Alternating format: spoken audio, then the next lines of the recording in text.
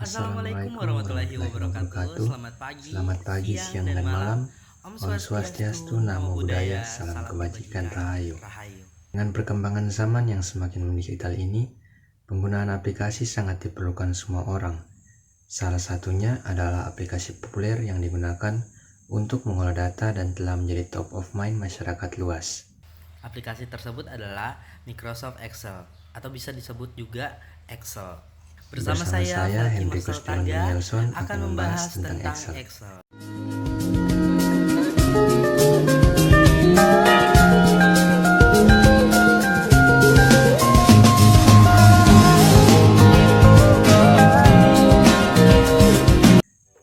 Excel sangat berperan penting dalam kegiatan sehari-hari seseorang untuk mengolah data, terutama untuk profesi mengenai data seperti data analyst, data scientist, dan data engineer. Kegunaan Excel dapat membuat tempo bekerja menjadi lebih cepat, hasil lebih tepat, dan tampil pekerjaan menjadi lebih rapi dan profesional. Namun, sebelum masuk lebih dalam mengenai Excel, mari kita mengenali Excel.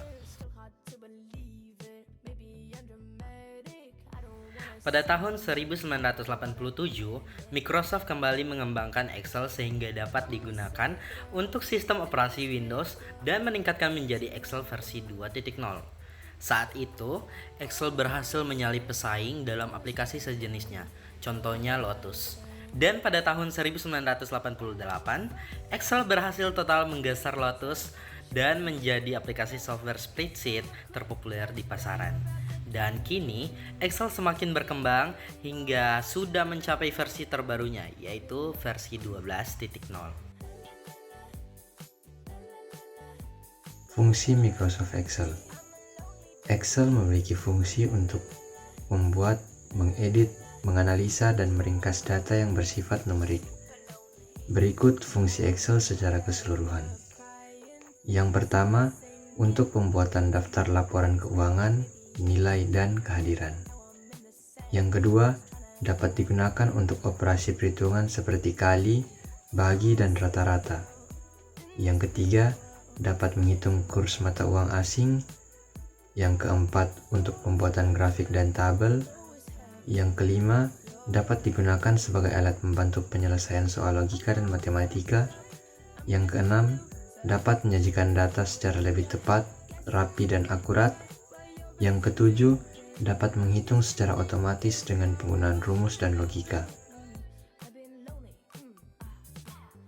Terlepas dari fungsi Excel yang telah disebutkan sebelumnya, Excel masih memiliki kelebihan lainnya yang membuat penggunaan semakin merasa nyaman dan puas akan Excel. Berikut beberapa kelebihan Excel yang belum banyak orang ketahui. Yang pertama, tampilan aplikasi yang mudah dikenali dan dioperasikan. Yang kedua, memiliki fitur untuk membuat grafik data. Yang ketiga, kemampuan aplikasi dalam menyimpan data cukup besar.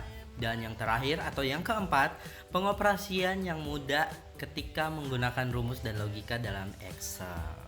Nah, di sini kami akan mengajarkan kalian menggunakan Excel dengan rumus. Tapi, kami tidak membahas semua rumusnya nih guys.